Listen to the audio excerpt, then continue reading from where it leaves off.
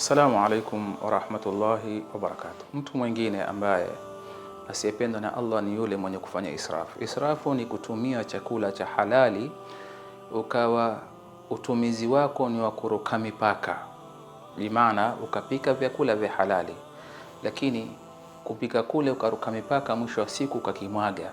Kisha tabdhir ni kutumia vya haramu, hata kiwa ni kingi kwa kichache ukatumia kwa njia haramu. Vya haramu ukatumia kwa njia haramu, hiyo ndio inaitwa tabdhir. Kwa hivyo kuna maana mbili, israf na tabdhir. Israf ni mtu kutumia cha halali lakini akawa ni mwenye kuruka mipaka mpaka kukimwaga, au njia yote ya israf. Mwenyezi Mungu Jalla Jalaluhu atuambia wakulu washrabu wala tusrifu inna Allaha la yuhibbul musrifin, kuleni na mkunywe lakini msifanye israfu, kwa sababu mwenye kufanya israfu hapendwi na Allah. Ikiwa unacho na waona kingi, basi wape wasiojiweza ili na wao waweze kukidhi haja zao. Haina haja ukipike kingi alafu uende kimwage.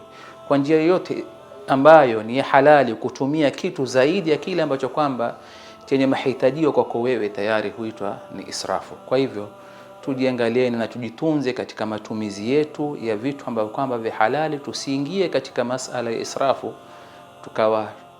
tukachukiwa na Allah Jalla Jalaluhu.